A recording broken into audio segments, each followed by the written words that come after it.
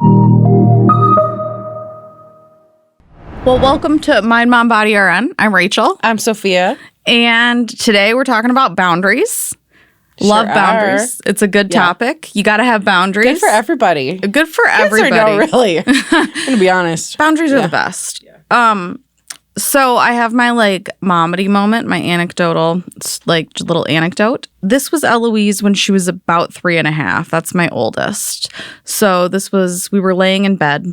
And Eloise goes, "Mom, please go get me 2 cookies." And I said, "No, Eloise, you already brushed your teeth and it's bedtime." Eloise said, "Okay, 1 cookie." And I said, "Not tonight. Remember, we get to bake cookies tomorrow. You can have one then." Eloise says, "Respect my boundaries and get me a cookie." So this is why it's good. Let's talk about what a boundary is, right? Because that. It's not that. I was like, stop gaslighting me. That is not what a boundary is. Boundaries are not is a flat out demand. Yes. For cookies. Yep. Yeah. But fitting for the episode. I mean, I think the thing about boundaries, right, is it's not actually about you getting to dictate someone else's behavior most of the time. It's about you being upfront about what your behavior is going to be. And what your needs are. And what your comfort level is. Right. Yeah. Right. What I mean by this. But you're so right, actually. What I mean by this is that it's not really a boundary if I tell a kid, don't jump on the couch. That's not a boundary. Mm-mm. That's a rule. Mm-hmm. It's a boundary if I say, if you jump on the couch, I'm going to have you sit with me. Or if you jump on the couch, you'll need to sit on the ground instead tonight. Mm-hmm. Because there's a consequence attached. Mm-hmm. And sometimes there's the consequence will be a natural consequence that doesn't always come attached, but you give them warning and you give them that safety net room to fall, because we like it when our kids mess up, right? Because they learn in our safety net of our arms. That's why they're little. I mean, they're not just little adults, they're people. They're learning little scientists, man. Yeah, but they're learning how to person. They're learning how to people for the first time. So by allowing them to mess up, so in setting a boundary, I have said to Eloise, you're jumping on there and you might fall. You could get hurt. That's not safe. And I've, instead of saying I'm going to stop you, because it's not I've warned her that you could get a little bit hurt, whatever. And then kind of giving her the room to so she did fall eventually. To make her own mistakes if she so wishes. Yeah. But it was in a safe way. Yeah. I mean, she wasn't falling from the 3rd story. No. She's fine. Or assisting her, we also figured out if she jumped on the bed, if she held on to the bed frame, the actual front of it, she was less likely to fall. So we found a way for her to do what she wanted. You made a compromise where you were this is safe now. But it was still a boundary because I said you can't do this unless this is in place. Is part of it. Right. Because I hate arbitrary no's. I know you do. And I really do too. I don't like to say no. Yeah.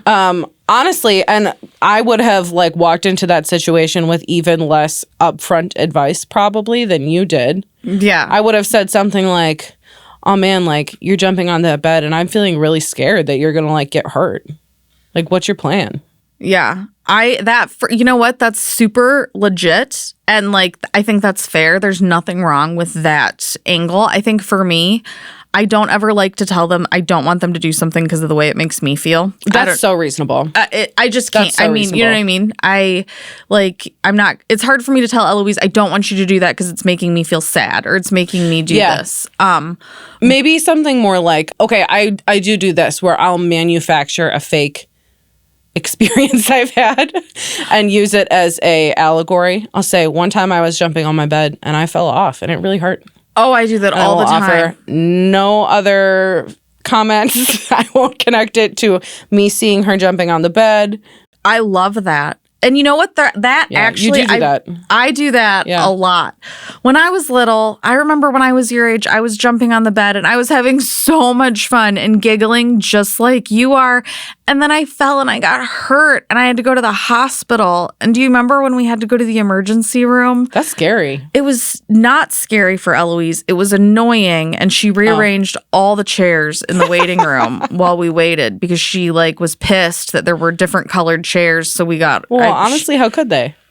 Wow. Shout out to like Minneapolis Children's Hospital for your absolute grace and patience with my 3-year-old demanding the reorganization of your lobby. But yes, but probably actually should have set more of a boundary there. In reflecting on my own parenting, probably should have been like, this is their lobby and they get to have it how they want it. Yeah. But sorry, big caveat. Like, anyway, so, I would say, and I don't want, like, I had to go to the hospital and I just, remember when we had to do that? And it's not fun. Because when you're modeling, you're right. If you can muster up, like, the body language and the tone that goes with it, like, oh, that was close. Are you okay? Are you sure you want to keep doing that? Like, and it's in a playfulness. They respond to playfulness. They respond to playfulness for sure. Yeah. And you can set a boundary through playfulness. Like, people don't realize it doesn't always have to be a like this, you know?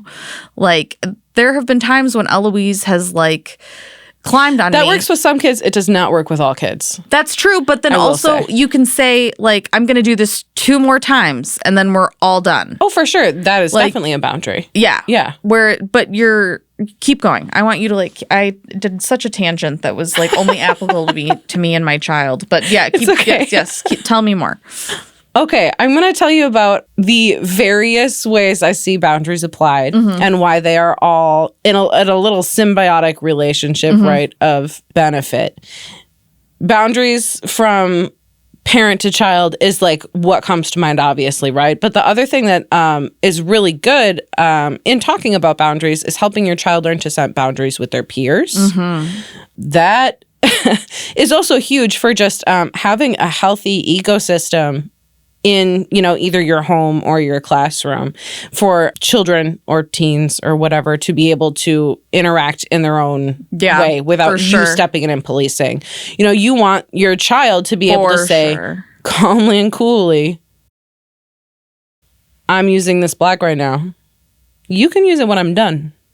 Or, I'm still using the lion. If you try to take it again, I'm going to go find a teacher, or whatever. Yeah, that is like... that hits like the nail on the head, and that is And Eloise like has that skill, and a lot of the kids in your class did. Helpful. Yeah, like, I'm not gonna let you hit me. I don't like that. You may not hit my body. Yeah. You can't. I don't like that. And like, even with like hugs and kisses, like I never make Eloise hug and kiss anyone, and like there have been times where even teaching Eloise that with Kendall, where she'll be like, I just want to hug and kiss her. And I'll be like, I want to too. I want to too. But look at her. She did not like that. No, she's telling us no. And Kendall gets to decide whether she gets hugs and kisses. Teaching young children body language is also a great idea. Also pausing and like just instead of accusing, asking, does it seem like Kendall is liking that? Let's look at Kendall's face. What's Kendall? Yeah. Kendall being Rachel's middle child. My middleest. Yeah, my middleest. Eloise being the I have 3. Oldest. 3, yes. So this is my new podcast. If you know anything about me, though, like, that I have 3 kids who I consider my soulmates. Yes. Small caveat. That's me. Rachel, MindMomBodyRN, 3 kids, my soulmates. Yes. But to be able to advocate for themselves and like set those boundaries. And I think that a lot of that, like what it comes down to is consent. So much of it comes down to teaching them consent and what consent means from a very early age. It's so much more than like what we think of, like sexual consent. Yes, I said which is stop, where no. I think 95% of adults will go when you say consent. Exactly. Like, We're gonna right. We're teaching consent. No, like yes, but it's not that at all. Really, it's it's everything else. Like I like consent for you to hug and kiss. Like you get to decide. Like if somebody came up to me and was hugging and kissing me and I asked them to stop and they wouldn't, that's assault. Yeah. Literally. I mean, it is. It is. It absolutely is. I also think it's great to like practice consent in like the process of undressing your child or diapering your child or, potty training your child, like all of these things. If we can get those interactions to go in a way that's consensual, so much better for it, right? And you don't want the process of someone taking off their clothes to ever feel like natural to them. Do you know what I mean? I mean, yeah. Like a stranger? Yes, absolutely. Like, but the thing I wanted to say about that is, do you remember that there was that like Australian therapist who was like, I think consent's very important from an early age, like even when you're diapering your baby. And then like a bunch of like yes men like friggin' like went crazy on the internet and were like, consent? How do you get consent to change a baby's diaper? Blah, blah, blah. And then like they all took a bunch of videos like of them about to change their babies, like their infants' diapers, being like, of course, names like, hey, Hudson, hey, Hunter, do you consent for me to change your diaper? And I think that just understanding, like, instead of turning it into like a that thing, how can children consent? You're so stupid, whatever, which is childism, may I add. And like, if you have that opinion, you're wrong. But like, I'm not ever going to yuck anybody else's yum. But like, if you hit your kids or you treat your kids like that, you're wrong. Go home. Actually, go somewhere else. I don't know. But what I was going to say with that is like when we say consent with like potty training and diapering and stuff, like you can tell if a baby is like wigging out and they like if just they need to be grounded. Yeah. Like, I mean, if they've like shit up their back and it's everywhere, sometimes there are times we just have to do what we have to do. And that's the other thing I was going to get to, right? Right. Like I've had kids who are like, have shat their pants at school. And they're saying, no, I don't want you to take my pants off of me. And it feels really weird to take pants off of someone who is telling you actively not to do it. Oh my gosh. But, you know, my answer to that is my job is to keep you safe. You are not safe with poop all over your back. Mm-mm. It's not good for your body. Your skin gets red and it will hurt. It's a safety risk. It's safety. Yeah. And for your friends, too. Which is, it goes back to, those are my two rules. Be safe, be kind, not safe. And I will help you if you need help being safe. Right. Yes. Yeah. And I try to like calmly and evenly repeat that to a child who is telling me no in that context. And also thank them for telling me that they don't want me to do that, even though I'm going to. I always say, I like one of my go-to, like, because you have the best scripts. I know we're going to do an episode on scripting. You have the best scripts. I'm excited. My go-to, one of my scripting things is I love that you're advocating for yourself right now. Yeah. Never stop. And I hear that you don't want me to do this.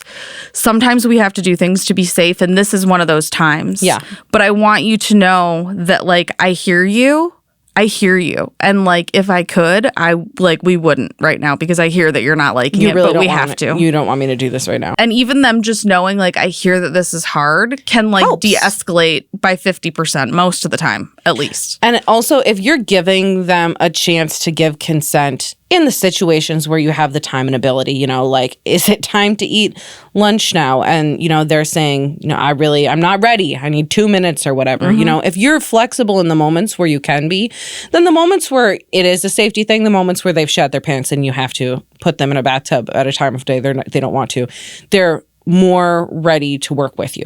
Absolutely. Because they know that's like my granted them that respect before. That's like my 1 out of 100 type thing. Like when we say like my 1 out of 100 is the timeout, when the 99 out of 100 are the time ins, that is like the same example of it where like Eloise knows if I'm doing something, it's because, or any of my kids, I feel like I have that rapport where it's like, I'm connected enough with them and I'm watching and listening and understand like their body language and behaviors enough that like if we're having to do something, they know that it must be serious because like mom wouldn't be doing this if it wasn't serious. And I have that rapport. You won't force the issue unless it's like actually important. Right.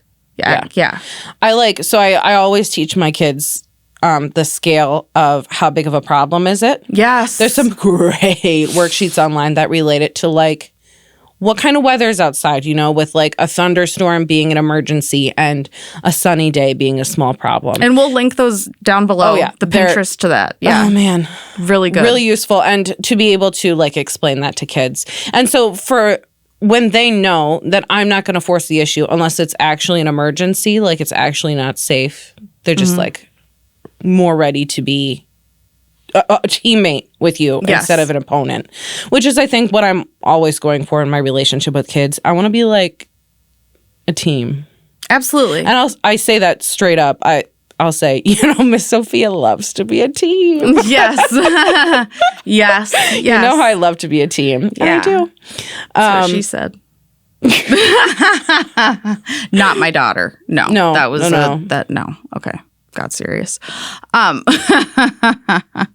was I just going to tell you? No, Miss Sophia loves to be a team. She does. If you can get to the point where you're not raising your voice with your kids, if you're not like usually, dysregulated talking to them in a raised tone, then if ever you need to do that, they listen so fast. When I raise my voice, like my kids stop in their tracks. Yeah. Because I hardly ever yell at my kids. No. I mean, I have. Yeah. I? Yeah.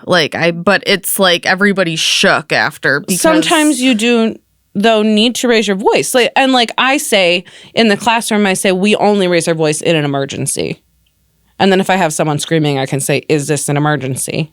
Legit. We can talk about how them taking your black, not an emergency. Everyone's still safe. There's no blood or broken bones.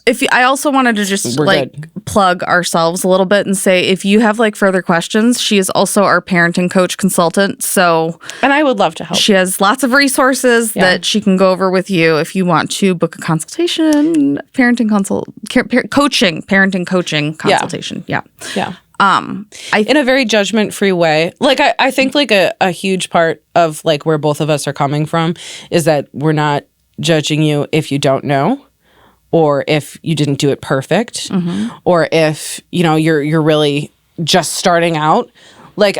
I think everyone in our generation was raised without this knowledge. And we're probably spanked, and we're probably... Most of us are stumbling to it. And I think that we need to give a lot of grace and a lot of space for default programming. Yeah. Because it's okay that you don't know. But It's okay that you don't know. But when you know, you need to do better. Yeah. Once you know, you've got to do better once you know it. And if you're listening to this right now, dude, now you know. So you shouldn't be hitting your kids. See, I get really, I have to step it back. That's my own trauma coming up. I have a hard time having grace and extending it, but I want to soften myself right now and just say also it's never too late. It's never too late if you have spanked your kids. If spanking is something that you have done before, it is never too late to change and repair that. It just starts with radical honesty. It starts with radical honesty. Yourself. And I've seen it as a marriage and family therapist. I have seen it where parents have had to say I am so sorry that I hit you. That's not going to happen going forward. That wasn't okay. And it's hard, and it's hard once your kid is used to being hit. Sometimes it feels like that's the way that we've done this. This is how the power dynamic has been for so long, and stepping that back and choosing to have a mutual respect, the shift is going to feel weird. And it can be really hard when you're walking back from a traditional discipline style to gentle parenting, because your child's distress tolerance for your agitation is so high. The threshold is they're used to you being up here all the time.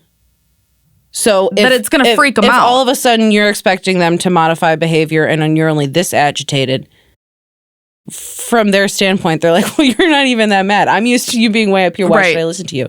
And it's a slow readjustment, for them to get to the process where they're like, oh, you're not going to freak out at me. Because the thing we can work together. If we think of our boundaries as I think, was it you that said this? Guardrails?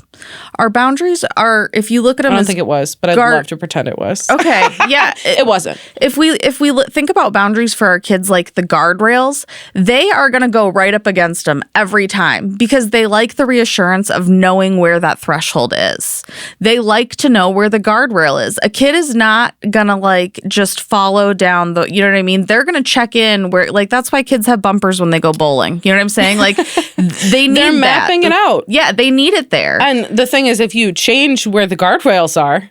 Yeah, if the guardrails are always somewhere else, they're not going to feel safe. You're encouraging them to fling themselves around looking for where the guardrails are today. Yeah. I mean, they are. Kids are like little scientists, right? Right. And they're trying to figure out what in the world is going on on this planet, you know? Yeah. And so it's like literally instead of it turning into like just driving down the freeway, a smooth road where like, yeah, it's childhood and children. So of course they're going to bump against those bumpers a little bit. It turns into straight up bumper cars because they literally have no idea.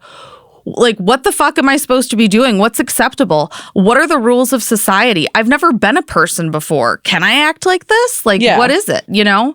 And what will you do when I do the wrong thing? Yeah. What's your reaction going to be? When your reaction gets predictable and not like theatrical in any way? Not to say that like if you're a parent and you're dysregulated, that it's performative, but to say that for a child, if they're bumping into that guardrail and they're seeing you like flare up, that's interesting data for that little scientist. Yeah, you know, they're like, Noted. Huh. Noted. How else can I provoke this? Noted. And how else can I provoke this? As part of the scientific method, I think that we should probably repeat the experiment. You've got to repeat the multiple experiment. times with different controls. Yeah. Otherwise, it's not statistically valid at all. So kids know that. Like it's like they do. Huge scientific method experts. I swear though, for real, with boundaries. They really are. And it's, I mean, that's why you've like, they're so important. Kids are going to constantly go up against them. I think we can pretty much like, I mean, wrap this up on that note, right? Yeah. Like, I mean, predictable reaction from your adult. Predictable place that the boundary's in and predictable consequence from the boundary. Right. I think all those things are really important. And also, like, I want to recap that I want to hold so much space for if you're even listening to this and let's say you've done parenting totally different up till this point, like, I want to hold so much space for, like, that you're even contemplating a different way, that you're even like thinking a different way. Like I want to like honor that so much because I get that like I make these radical statements like you shouldn't be doing this and it can sound really judgmental, but at the same time, like, thank you for listening and even giving us your time because like your child is your heart. And I don't want to come off as acting like we all are doing the best we can, the best way we know how. And like, if you're a mom that like is a yeller or you yell at your kids a lot, or like, let's say you do spank your kids, like you're not bad. You're not bad. We all have something we're working on. We do. And usually you got it from your parents. You usually did. We all just have to try our best to pass a little less. And like, seriously, children. I want to honor a little less. I want to honor so much that even if you don't get it right, like it's not going to be perfect from now on. I constantly fuck up. Oh yeah, and it's terrifying to admit that you aren't doing it perfect, or that maybe there's a better way. Yeah, that's scary. It's so, like, really scary. You can do it though. Yeah, and and we're here to help. Yeah, really. And you know what? Guess what? Like, kids really, this is absolutely wild. Do you know how often kids need consistency statistically to be able to turn out okay? I bet it's really low. Because I've heard the statistic before that you only need to be positive parenting 10% of the time to have an impact. You got it, girl. Is it 10%? It honestly takes very little. If you have an adult that shows up for you and is showing up for you and is in your corner and you have consistency 10% of the time. Like, mama, if you have like hugged and loved on your kid, like you're doing it right. Like, we're getting into this, but I like seriously, like, loving on your kids. And I feel like I can come off as like really judgmental, but I just want to end on the note of like, you're doing amazing. The fact that you're even using any of your time to think about how to be a better parent. What is it? It's like bad moms never stop to think about if they're doing a good job. Good moms never stop thinking maybe they're doing a bad one, right? And so... I like the first half. The second half, I think that you should stop wondering if you're doing a bad job and believe in yourself. Are you saying about that me personally? Yeah. Can we talk about that on my podcast? Oh my God. Mommy mailbag. Okay, let's find some questions. Next, Sophia, one of my soulmates, one of my loves of my life. Yeah. What is it? Okay. Do you have a question for me? I have a question for you. Okay, what is it? This is Karen from Ohio. I sometimes struggle with finding the right balance between setting boundaries and allowing my child to explore and learn from their mistakes. How can I strike that balance effectively? Sophia, batter up. It's a juicy one. I feel like we talked a lot about that, actually. Yeah, we really did. It's hard because so much of that is like moment to moment specific. Yeah, it really is. I think like there are some things, right, that your child is just going to learn better through a natural consequence. And one of those things, for example, is like small potatoes playground safety. Yep. Meaning like playground safety that could not, the lack of which could not result in a broken limb or, you know, a serious like hospital visit, probably. Probably, right? Or like eating sand. Yeah, man. Eating dirt. Chewing on some grass. Let it happen. I'm saying let it happen. They are going to learn more quickly that isn't a good idea by realizing it's not fun if you don't say anything. Versus if you are like always up in their business telling them not to eat grass, they're going to eat grass just to like provoke you. I mean, they will. I have like a perfect example of this and how I've handled it with my two children. Yeah. Absolutely separately. They're two totally different children, Kendall and Eloise. They're really different. Both like sweet as can be. Just like yummy, sweet, sugar and spice to the core. Sassy, though. Sassafras, spicy. Both of them. Made them, so this obviously. Yes, obviously. So, but spicy in their own ways, right? So, okay, I have a perfect example, and I handled it totally different with both kids. Pool water. With Eloise, constantly, I was like, stop drinking the pool water. Don't do it. Don't, no. Like, don't get your head under. She, like, constantly, to this day, that little girl will still sneak and drink pool water. Because you made it exciting. I made it a thing. Yeah. Kendall, I have never said one word to her about it when she's been in the pool. And the first time that it wasn't the first time she was in the pool, but the first time that we had the pool water thing, I didn't say anything. I said, ooh, that might hurt. I did. I said one thing. I said, Kendall, bug, that might hurt your tummy. Yeah. She didn't care. She drank so much pool water that she puked, and now she never drinks pool water. Voila. Okay, so that's like a perfect example. Yep. I Natural handled consequences. Right. She's safe. She's safe. We've all puked. Well, maybe not all of you, but at least I can speak for myself. I puked pool water. I puked pool water. Yeah. Yeah. Absolutely. I had natural consequences, Mom. And you, like, she learned and it didn't hurt her. It was okay. Yeah. Yeah. Yeah. Yep. I think a great way to decide when you're going to set the boundary versus when you're going to let your child fumble their way into figuring out for themselves. Safe or is it kind? Is it? Yeah, it is though. And I mean, there's also a qualifier here where the preservation of expensive household items is also important. Yeah. For example, playing tennis near the TV. Okay.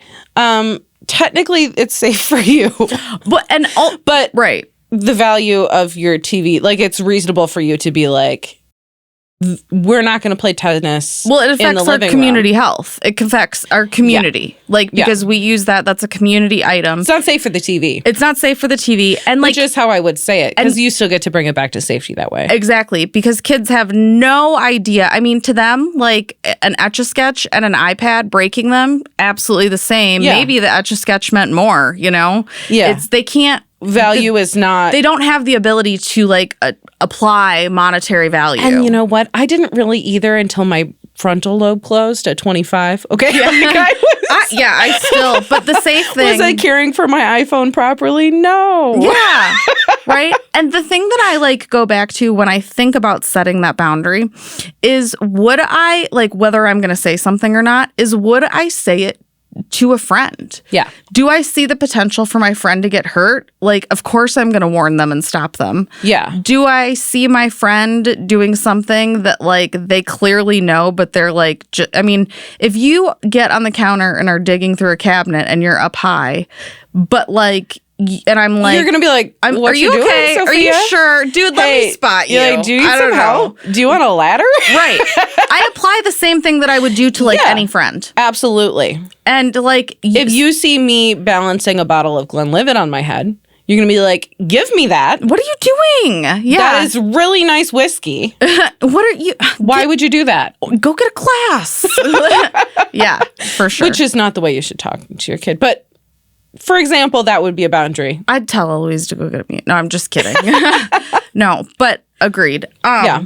Okay, I have a question for you. For me? Yeah. I sure do. This is Tanya from Indiana. Okay. All right. I've heard that setting boundaries can sometimes lead to power struggles with children. How can I avoid these conflicts while still maintaining boundaries? It depends on the age. It's so age dependent. It also depends on the kid. And it depends on the kid. Like, you got to know your kid, dude. Like, yeah. Like who they are as a person. And like Rachel's oldest, Eloise, is such a power struggle kid. She's such a power struggle kid. And my middleest doesn't give a like does she's not care. No, but she literally like will just, she's so bright. Like, right, she's almost 2. And Eloise does. She loves a power struggle. But Kendall will literally, like, if she knows that Eloise is gonna freak out about something, Kendall will just wait for Eloise not to look. She's I feel like is kind of conflict avoidant. Yeah. Sometimes, you know, just like with whatever. But yeah, Eloise is it depends on the kid. Comes down to. I'm sorry, because I brought up your kids right after I asked you a question, and that was bound to put you on a tangent. Okay, go. Okay, Rachel, how do you avoid power struggles with your kids when you're setting boundaries? God, I don't give arbitrary no's. I hate arbitrary no's. That comes down, like, I cannot tell you. Let's define arbitrary no. Arbitrary no. Yeah, we should define that, huh? I'm glad that we're... Okay, I'll do it. Okay, you define... Okay, an arbitrary no is a moment in which you tell your child they can't do something, not because of safety, not for any real reason besides you're looking for control in that moment, and or perhaps you're overwhelmed and you're just impulses just no. You know, for example, your kid's like, can I wear my princess dress? And you're like, no, it's not Halloween. Like, just stop. You know? Right. Or just, no, I literally, like, I can't accommodate a single another request right now. Yeah. Your kid is like, can I use the blue fork? And you're like, I'm just tapped. I'm tapped. No. There's no reason that they can't. It's just. Besides, you just really don't. You don't want moment, to. You don't really want to say yes. And I get that. You're overwhelmed, but you're biting yourself in the ass with that. You really are. Right? If you can say yes, say yes. Yeah. I swear. And take a deep breath first. And you can say, you can have a blue fork, but you need to go get it because I'm tired. Yes. Okay, go for it. I say that to Eloise all the time. Yeah. Mom, you know, I want this. And I'll be like, absolutely. You want some graham crackers? But you got to go get them, bro, because I'm tired. All on you. Yeah. I'm tired. Can I have it? Mom, will you give me a snack? And like, of course, I'm her mother. Yes, of course, I'll get you a snack. You know what I mean? Yeah. It just comes down to, and there'll be times, honestly, if I give an arbitrary no, that like, if I can, I go back and correct it. Like, yeah. I will say, if I say no, sometimes I'll think about it and I'll be like, you know what? Yeah, you can. Or Eloise advocates for herself, and I am always about, like, I'm trying to teach her this thing. She's such a negotiator. She is. But I love it. My friend does this thing with her kids where they say if there's a reason she says no and they feel that they say to her, Mom, can I make an appeal? Oh, and I love that. I love that. It's like, I don't, because you know how I am about power dynamics. Yeah.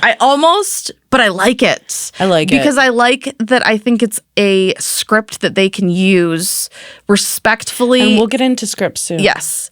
Respectfully in their real world. Because I can't tell you, I have said, I mean, as a veteran, I've been in the military and like, I started out at the bottom and like, I've talked to some really high ranking officers, and to just know how to like respectfully be like, I disagree with you saying, and I've said to them before, like, sir, can I make an appeal? You know? Yeah.